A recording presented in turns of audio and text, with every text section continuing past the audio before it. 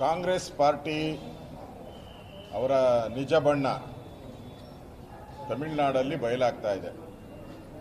ಪಾಪ ಆ DMK ಅವರು ಇವ್ರನ್ನ ನಂಬಿಕೊಂಡು ಬಿಜೆಪಿ ವಿರುದ್ಧ ಮಾತಾಡಿ ಅವರು ಇವತ್ತು ಸಪ್ಪೆ ಮೋರೆ ಹಾಕೋಣ ಅಂತ ಪರಿಸ್ಥಿತಿ ಬಂದಿದೆ. ಚುನಾವಣೆಗೆ ಮುಂಚೆ DMK ಜೊತೆ ಕಾಂಗ್ರೆಸ್ ಅವರು ಹೊಂದಾಣಿಕೆ ಮಾಡಿಕೊಂಡು ಒಟ್ಟಿಗೆ ಸ್ಪರ್ಧೆ ಮಾಡಿ ಒಟ್ಟಿಗೆ ನಾವು ಸರ್ಕಾರ ರಚನೆ ಮಾಡಬೇಕು, ಸರ್ಕಾರದಲ್ಲಿ ನೀವು ಕೂಡ ಭಾಗಿಯಾಗಬೇಕು ಅನ್ನೋ ಒಂದು ಸಿದ್ಧಾಂತ ಇಟ್ಕೊಂಡು ಒಟ್ಟಿಗೆ ಸ್ಪರ್ಧೆ ಮಾಡಿದ್ರು. ಚುನಾವಣೆ ಆದಮೇಲೆ DMK ಸೋಲಾಯಿತು.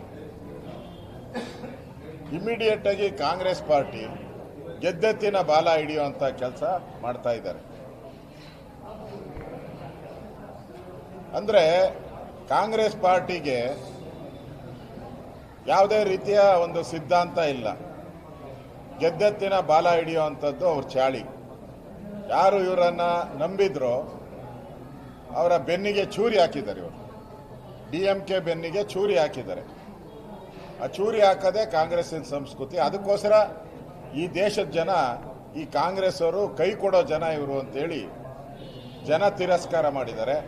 ಈಗ DMK ಪಾಡು ಒಂದು ರೀತಿ ಅಬ್ಬೆ ಪಾಲಿಗಳ ಪಾಡಾಗೋಗಿದೆ ಅವರು. ಸೊ ಕಾಂಗ್ರೆಸ್ ಪಾರ್ಟಿ ನಂಬಿಕೆಗೆ ಅರ್ಹ ಅಲ್ಲ ಅನ್ನೋದು ಇದರಿಂದ ಸ್ಪಷ್ಟ ಆಗ್ತಾ ಇದೆ. ಇಂಡಿಯಾ ಒಕ್ಕೂಟದವರು ಯೋಚನೆ ಮಾಡಬೇಕು ಅಂತಾರೆ ಸರ್. ಇಂಡಿಯಾ ಒಕ್ಕೂಟದವರು ಮುಂದೆ ಯೋಚನೆ ಮಾಡಬೇಕು ಅಂತಾರೆ. ಹಾಗಾದ್ರೆ ಇರೋ ಇನ್ನು ಉಳಿದವರೆಲ್ಲರೂ ಕೂಡ ಯಾರ್ಯಾರು INDA ಪಾರ್ಟಿಯಲ್ಲಿದ್ದಾರೆ ಅವರೆಲ್ಲರೂ ಕೂಡ ಯೋಚನೆ ಮಾಡಬೇಕು. ಗೆದ್ದೆತ್ತಿನ ಬಾಲ ಹಿಡಿಯುವಂಥ ಕಾಂಗ್ರೆಸ್ಸಿನ ಸಂಸ್ಕೃತಿ ಏನಿದೆ ಅದನ್ನು ಪರಾಮರ್ಶೆ ಮಾಡಬೇಕು. INDAನಲ್ಲಿರೋ ಎಲ್ಲ ಮಿತ್ರ ಪಕ್ಷಗಳು ಹೇಗೆ ಕೈ ಕೊಡುತ್ತೆ ಅನ್ನೋದನ್ನ ಈಗಲೇ ಅವರ ಗಮನಿಸಿ ಕಾಂಗ್ರೆಸ್ಗೆ ಸರಿಯಾದಂಥ ಪಾಠ ಕಲಿಸೋದು ಒಳ್ಳೆಯದು. ಇಲ್ಲ ಅಂದರೆ ನಿಮ್ಮ ಗತಿನೂ ಇದೇ ಪರಿಸ್ಥಿತಿ ಅಂತ ಅರ್ಥ ಮಾಡ್ಕೋಬೇಕು.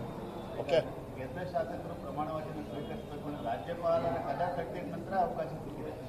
ನೆನ್ನೆ ರಾತ್ರಿ 12 ಗಂಟೆಗೆ ನನಗೆ ಫೋನ್ ಮಾಡಿದರು. ಅದಾದಮೇಲೆ ಜೀವರಾಜ್ ಅವ್ರಿಗೂ ಫೋನ್ ಮಾಡಿದರು.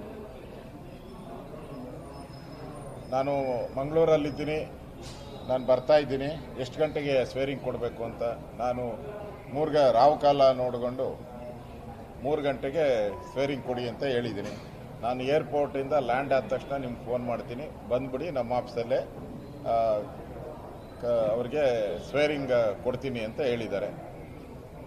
ನಾವು ಕೊಡಲಿಲ್ಲ ಅಂತೇಳಿ ನಾವು ಗವರ್ನರ್ ಕದವನ್ನು ತಟ್ಟಿದ್ದು. 2 ದಿನದಿಂದನೇ ನಾನು ಫೋನ್ ಮಾಡಿದ್ದೆ, ಹಲವಾರು ಬಾರಿ ಸೆಕ್ರೆಟರಿಗೂ ಮಾಡಿದ್ದೆ, 3-4 ಬಾರಿ. ಜೀವರಾಜ್ ಅವರು ನೆನ್ನೆ ಲೆಟ್ರು ಕೂಡ ಕೊಟ್ಟಿದ್ರು. ನಮ್ಮ ಪ್ರಯತ್ನ ಫಲಿಸಿದ್ದಕ್ಕೋಸ್ಕರ ನಾವು ಗವರ್ನರ್ ಕದ ತಟ್ಟಿದ್ರಿ. ಗವರ್ನರ್ ಅವರ ಲೆಟ್ರ್ ಹೋಗಿದೆ ಅವ್ರಿಗೆ, ಸ್ಪೀಕರ್ ಅವ್ರಿಗೆ. ಸೊ ನಾವು ಕೂಡ ಸ್ಪೀಕರ್ ಅವ್ರಿಗೆ ವಿನಂತಿಯನ್ನು ಮಾಡಿದ್ರಿ. ಸೊ ಅಲ್ಟಿಮೇಟಾಗಿ ಗವರ್ನರ್ ಕದ ತಟ್ಟಿದ ಮೇಲೆ ಸಂವಿಧಾನದತ್ತವಾಗಿ ಏನು ಜೀವರಾಜ್ ಅವ್ರಿಗೆ ಸದಸ್ಯತ್ವ ಪ್ರಮಾಣ ವಚನ ಏನು ಕೊಡಬೇಕು ಅದನ್ನು 3 ಗಂಟೆಗೆ ಕೊಡ್ತಾ ಇದ್ದಾರೆ.